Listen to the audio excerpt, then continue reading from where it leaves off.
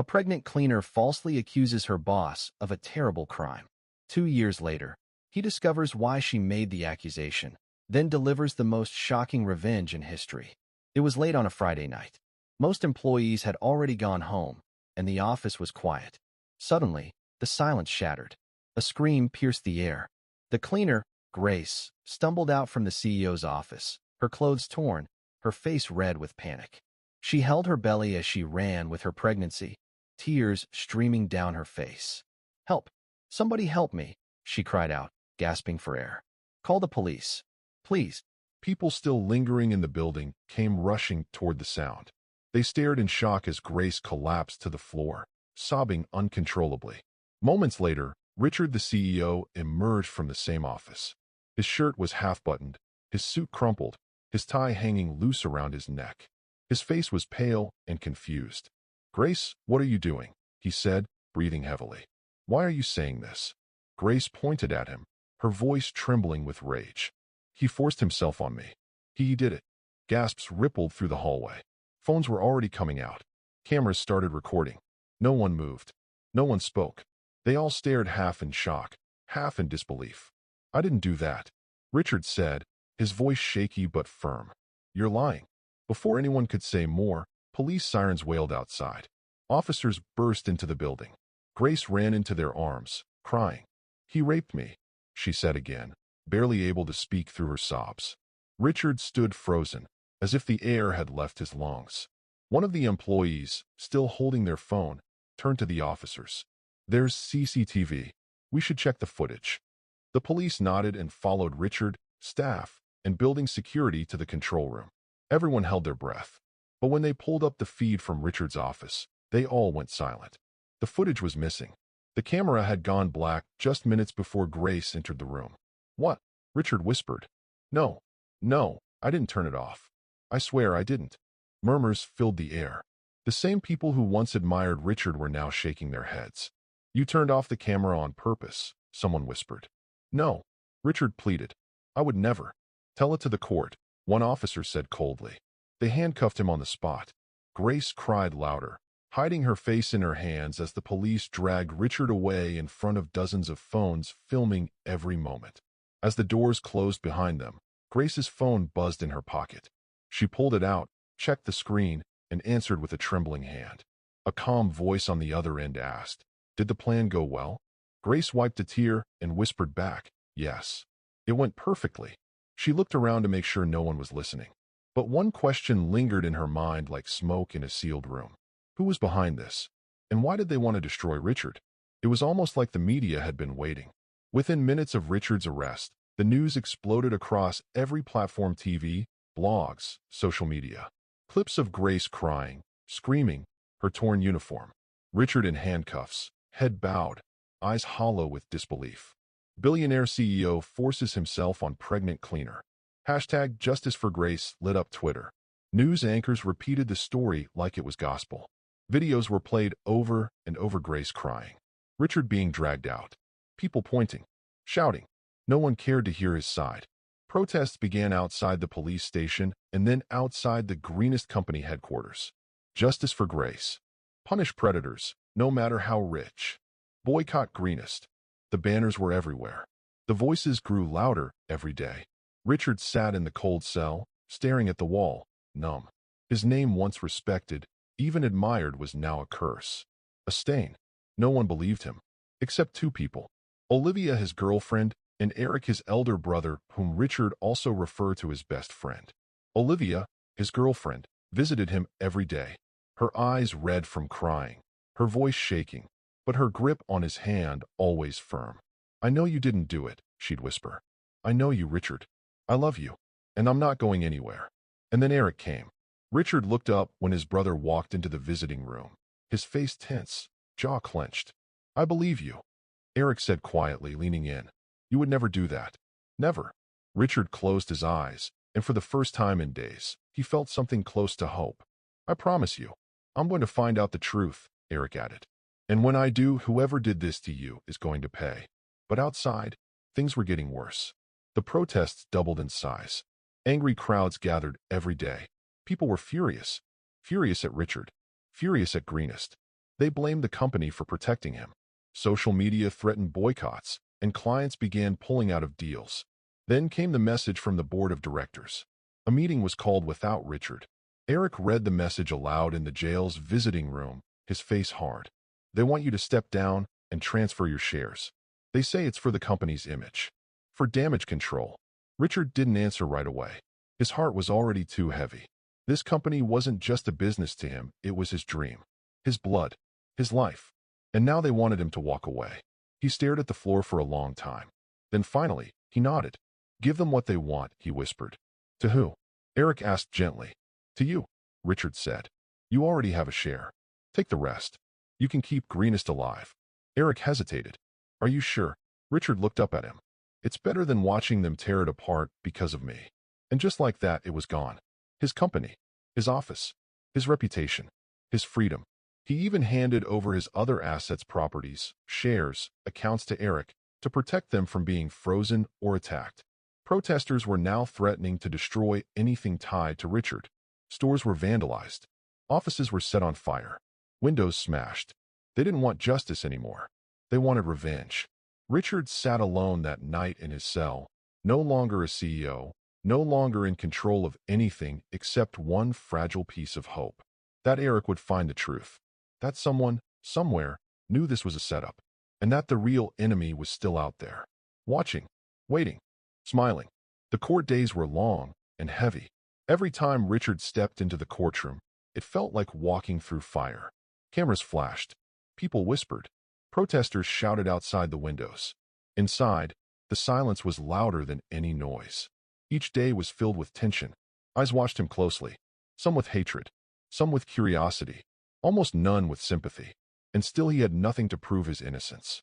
The one thing that could have saved him, the CCTV footage, was gone. The camera in his office had stopped recording just minutes before Grace entered. Just minutes. And that was what crushed him most. The lawyers used it against him over and over. He turned it off, they told the court. He planned this. He made sure no one would see. But Richard didn't even know the camera was off. He had no idea how it happened. He tried to explain. He begged them to believe him. But his words felt small, weak, empty in the face of public anger. Then came the final day. The day of judgment. The courtroom was packed. Every seat was taken. The air felt tight, as if the walls were closing in. Grace sat in the front row, dressed in black, flanked by two human rights activists who held her hands gently. She kept her face still, calm, almost cold. On the other side sat Eric, Richard's best friend, his face pale and lips pressed together. Olivia, Richard's fiancée, sat beside him, her fingers tightly woven together in her lap. Behind them sat Richard's parents, relatives, and a few loyal friends who hadn't turned away. Richard's hands trembled as he stood. His eyes scanned the room. The judge entered. Everyone stood. And then silence. The judge cleared his throat and began to speak, his voice low and steady. After careful consideration of the evidence and testimonies presented, Richard's heart pounded harder with every word. This court finds the defendant, Richard Miles, guilty of the charges brought against him. A faint gasp rippled through the room.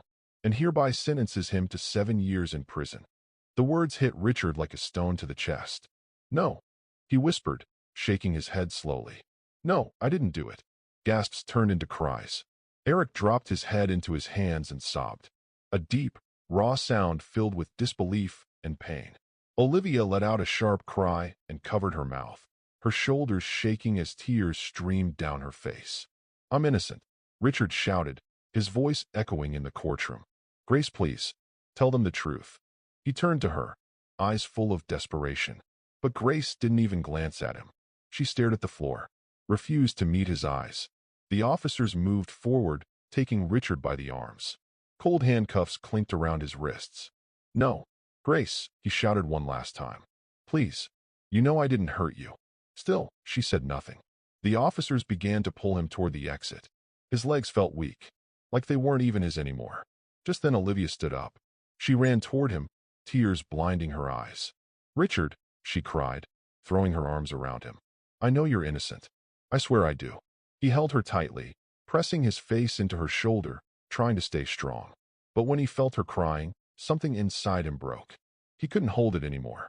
He cried, not from fear, Not from shame, but from the deep, piercing pain of being betrayed, of losing everything. When the officers tried to separate them, Olivia held on tighter. "Please don't take him," she begged. He didn't do it. Richard forced himself to pull away, not because he wanted to, but because he couldn't bear to see her suffer. Then, just before the officers took him out, he looked one last time at the courtroom. And there in the far corner was Eric, his best friend, his brother in everything.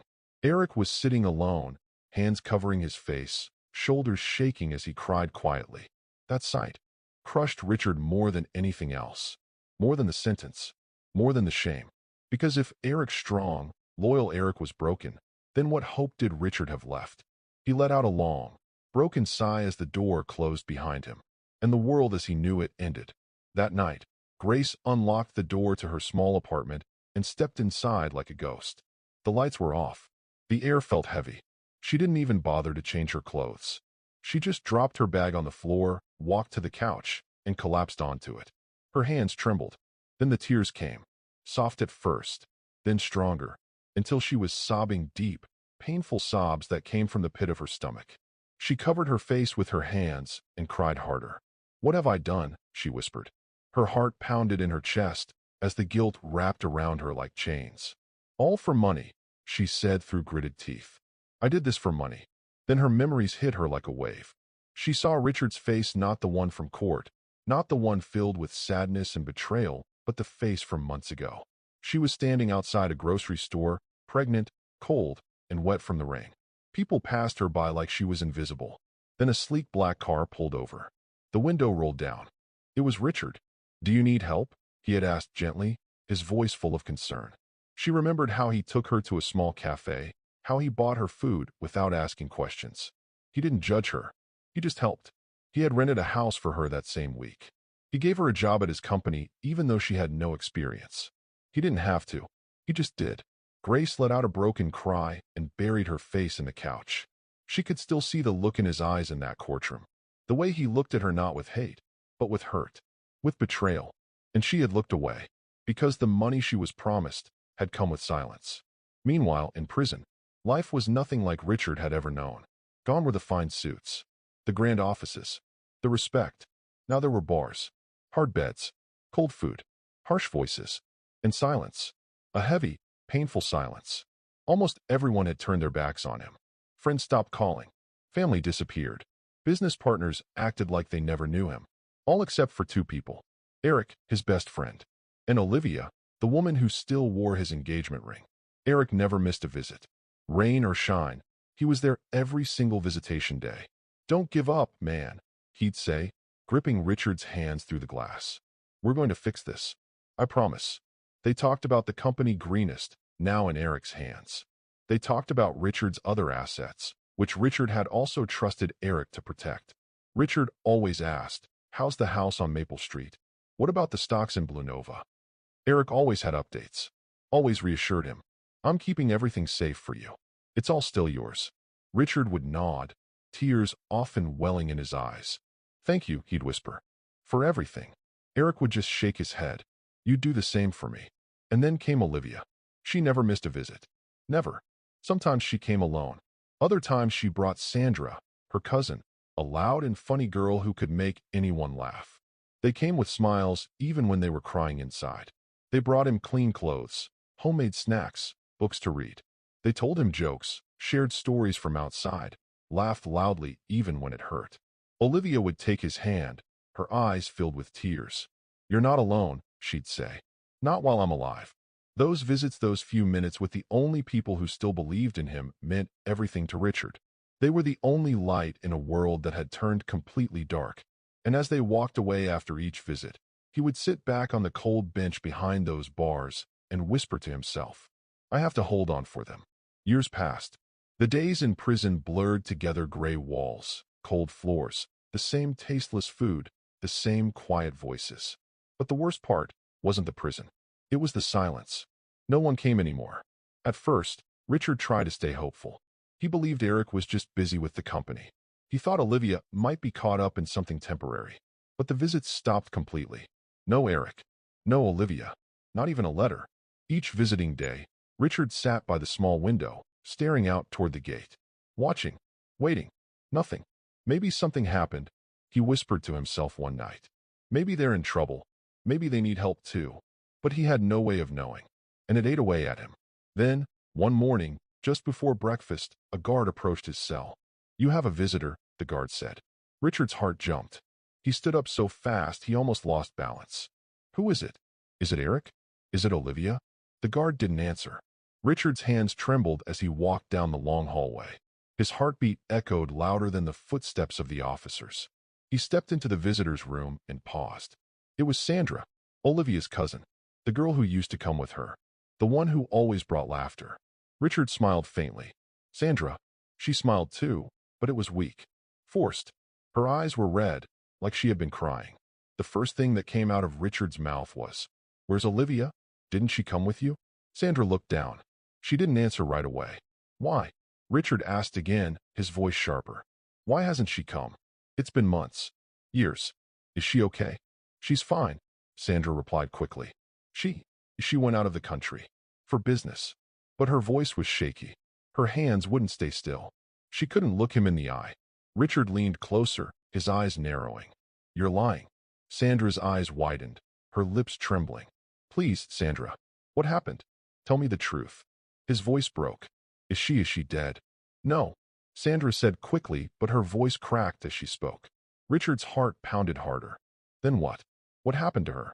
Why hasn't she come? Why has she disappeared from my life?" Sandra's hands clenched tightly on the table. Her eyes filled with tears. She looked away. "Richard," she whispered, voice shaking. "You should forget about everyone. Olivia, Eric, the world out there. Just focus on you. That's what matters now." Richard's chest tightened. His hands pressed flat against the table.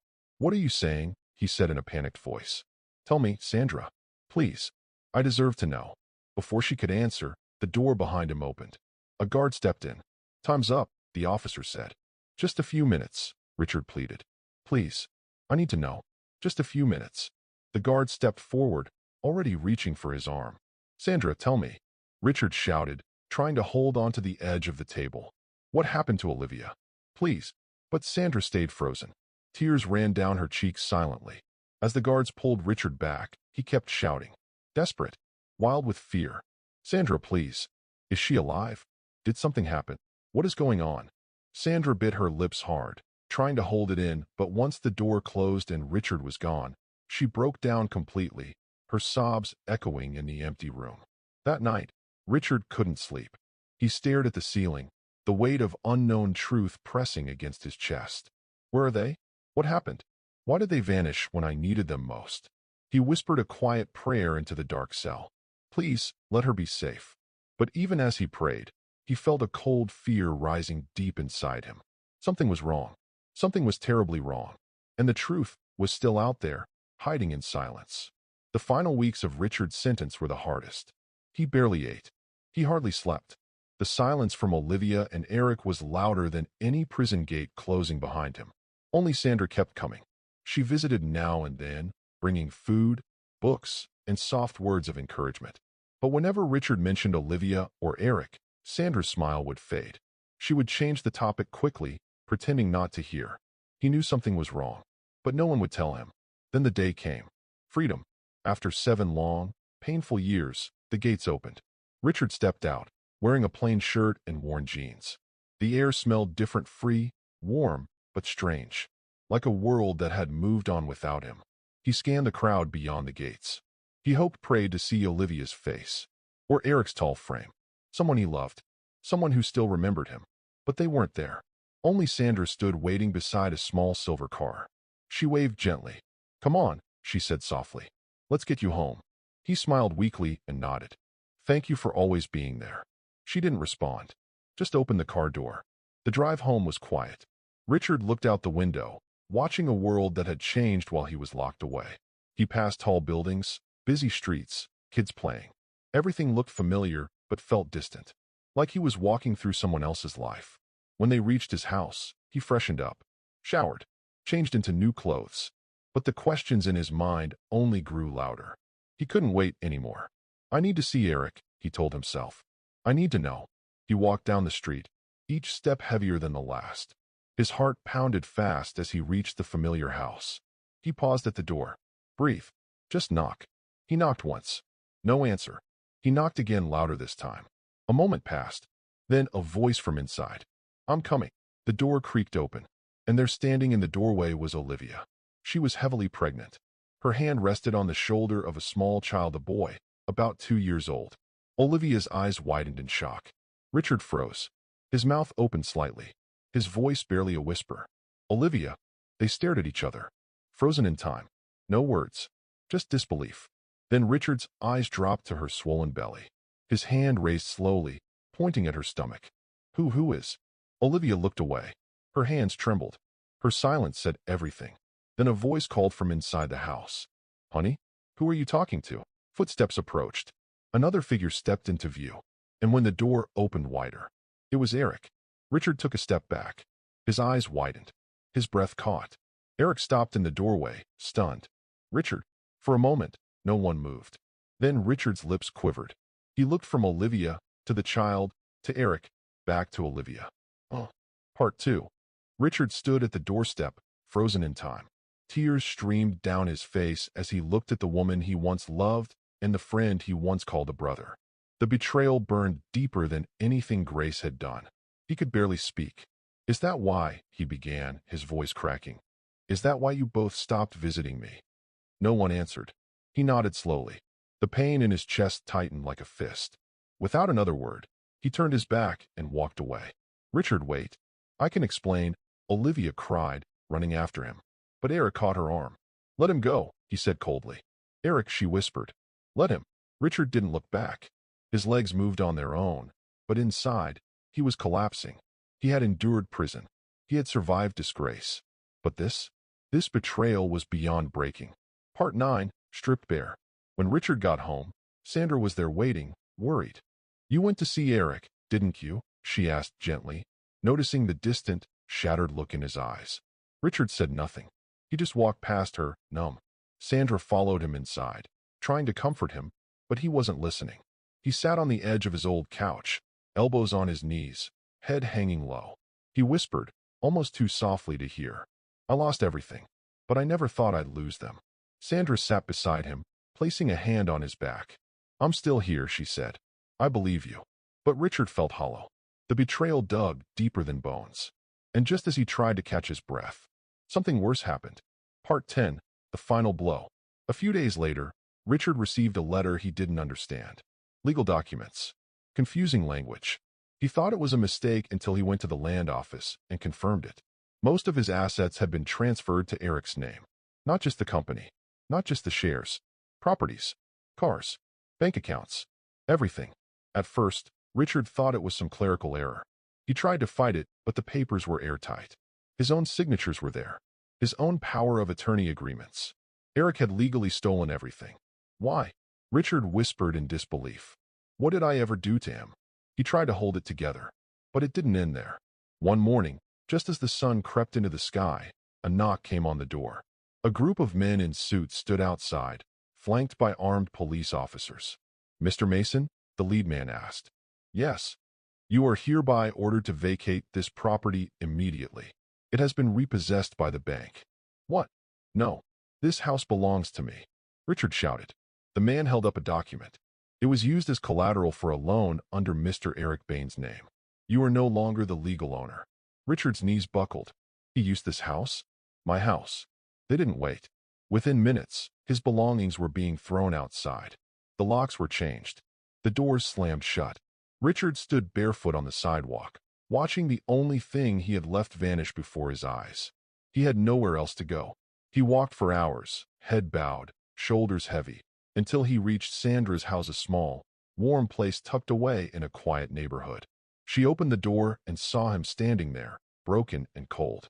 Without a word, she stepped aside and welcomed him in. She made him food, washed his clothes, let him rest in her guest room. Sandra became the only light in Richard's endless night. She listened. She comforted. She gave him space. Not out of pity, but out of something deeper, loyalty. Part 12, The Confrontation. But Richard couldn't stay quiet forever. One morning, as rain pattered against the windows, Richard stood up with fire in his eyes. I have to confront him, he said. Sandra looked up, concerned. Be careful. I just need to know why, he said. I need to hear it from him. He marched to Eric's mansion, once his house. Security tried to stop him, but Richard shoved past them and barged through the front door. Eric stood in the hallway, calm as ever, a glass of wine in hand. Eric, Richard said, voice trembling. What did I ever do to deserve this? I trusted you. I gave you everything. I called you brother. Why are you doing this to me? Eric smirked. Cold. Cruel. You haven't seen anything yet, he said, sipping his wine. Richard blinked, stunned. What? This? Eric said, motioning around the mansion, is just the beginning. Before Richard could react, he snapped his fingers. Throw him out. The guards grabbed Richard by the arms. Eric, Richard shouted. Look me in the eye and tell me why.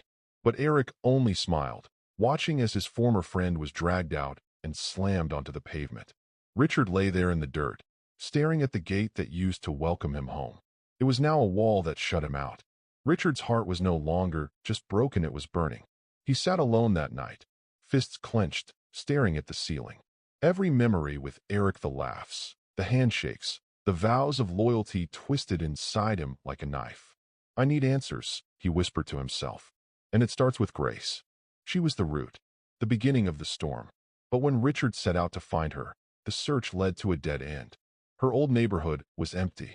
The small flat she used to live in had been rented to someone else. No one knew where she had gone. Some said she left town. Others whispered that she had been silenced. For months, Richard searched. He and Sandra visited street markets, asked at bus terminals, even combed homeless shelters. Nothing. Then one evening, Sandra came home breathless. Richard, I saw her, she exclaimed. He stood up so fast the chair fell behind him. Where? I was at the mall, buying groceries. She was there. I followed her discreetly. I know where she lives now. It's far on the outskirts of town. The next morning, without hesitation, they set off. Part 14, The Confession.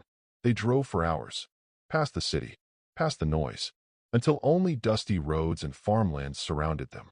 Finally, they stopped in front of a tiny weathered house, tucked between wild bushes and silence. Richard stepped out of the car. His heart pounded. Sandra knocked. Moments later, the door creaked open. Grace stood in the doorway. Her face paled the moment she saw Richard. Her lips parted in fear. Her hands trembled. Please, don't hurt me. Please, she cried, stepping back. I'm not here to hurt you, Richard said quietly. His voice shook, but not with rage, with pain. I just want to know one thing. Grace clutched the doorframe. Why? Why did you frame me? He asked, eyes locked on hers. Grace looked down, biting her lip. Her voice came out in a whisper. I was paid. Richard's breath hitched. By who? She shook her head. He said if I told anyone, I wouldn't live to tell the story. Who, Grace? Richard shouted, stepping closer. Tears spilled from her eyes. Her lips trembled. Your brother, she finally said. Eric. The world fell silent. Richard froze. His vision blurred. His chest tightened. He stumbled backward, gasping like someone had knocked the wind out of him. No, that can't be true. He turned off the CCTV, Grace said, her voice breaking. He planned it all. He told me what to say. He gave me money. He said he needed you out of the way. Richard collapsed to his knees. Why would he do this to me? He whispered. His whole body shook. Years in prison. Everything he lost. Everything destroyed. Sandra quickly rushed to him and helped him up. Grace sobbed silently. Please forgive me. I'm sorry. I didn't know it would go this far. But Richard didn't say a word. He couldn't even hear her anymore. They left without another word. Part 15, Framed Again. The next morning, just as the sun began to rise, there was loud banging at Sandra's door. Police. Richard Mason and Sandra Cole, you're under arrest for the suspected murder of Grace Reynolds. What? Richard and Sandra both cried. She was found dead in the river this morning, an officer said coldly. No, we were just there yesterday. Sandra shouted. She was alive. In the interrogation room, the air was thick with suspicion. Officers asked questions relentlessly. Why did you visit Grace? What happened after you left? What did she tell you?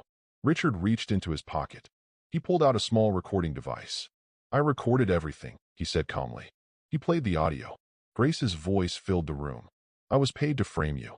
It was your brother, Eric. He turned off the CCTV. He told me what to say.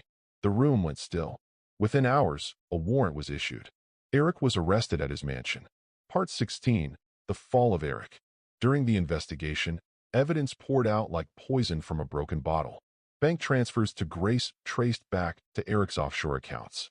Camera logs showing remote access to disable Richard's office surveillance. Phone records. Text messages.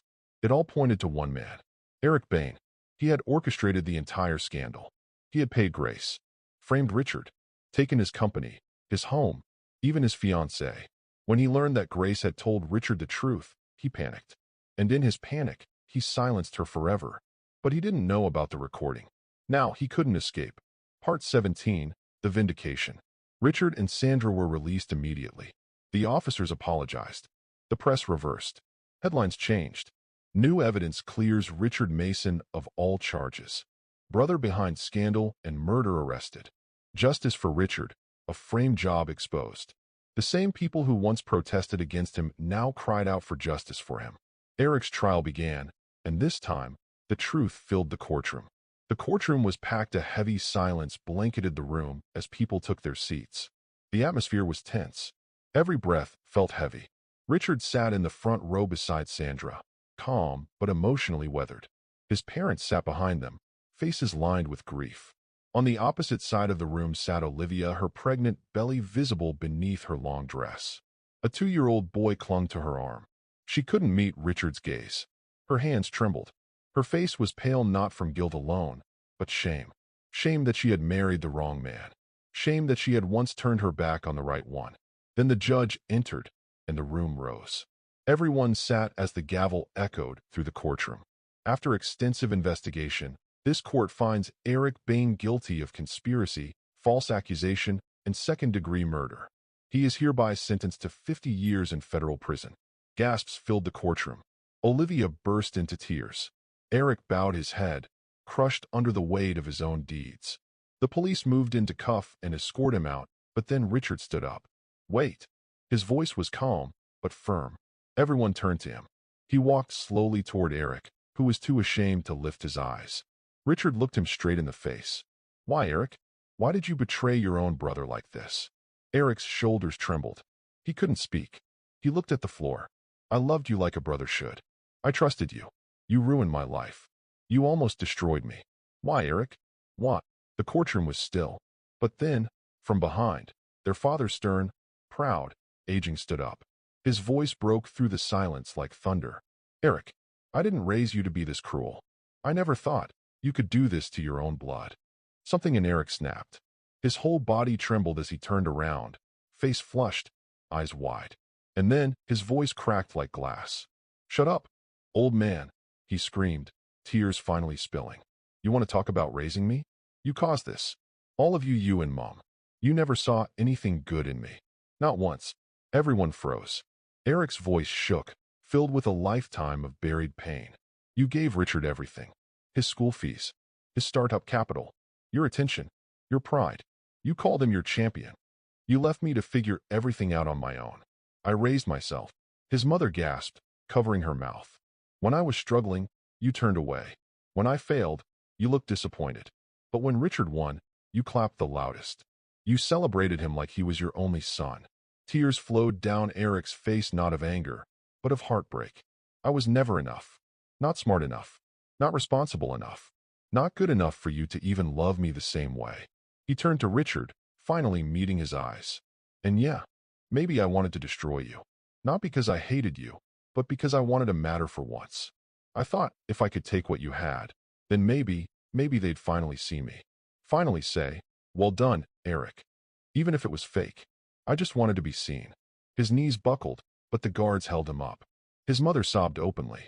His father, stone-faced for so long, sat down quietly, burying his face in his hands. Richard stood there, breathless. Tears slid down his cheeks too, not just for what he had lost, but for what Eric had never had.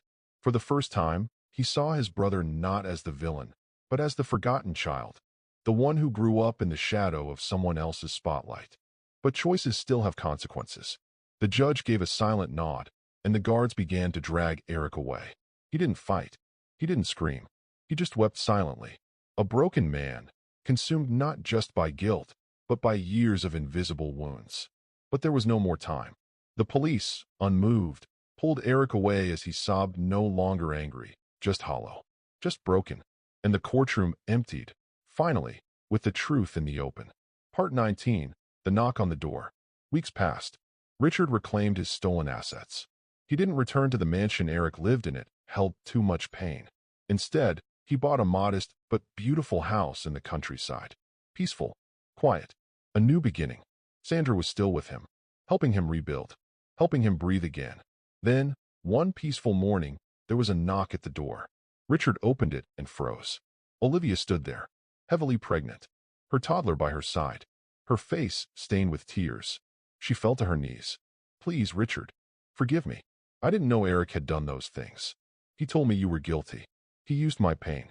He married me out of manipulation. I was weak. I was scared." She looked up at him with swollen eyes. "But I still love you. We can still fix this. We're family. It's still your blood. I can be the mother of your children." Richard's face was cold, unreadable. Then he spoke. "Thank you, Olivia. But I've already seen the mother of my children." Her eyes widened. "What? Who?" Just then, Sandra stepped out from the house, her face soft and warm. Richard turned to Olivia. "She is Sandra, the one who stayed, the one who stood by me when everyone walked away, the one who believed when no one else did." Olivia's tears turned to disbelief. "No, you can't. Not with her. Sandra, what are you doing with my man?" Richard answered before Sandra could speak. "The same thing you did with my brother." Silence. Olivia screamed and sobbed as she tried to run inside, but Richard calmly called out, "Security." 2 guards from the gate arrived and escorted her away. She resisted, shouting, but eventually disappeared down the long driveway. Richard stood at the door, exhaling deeply.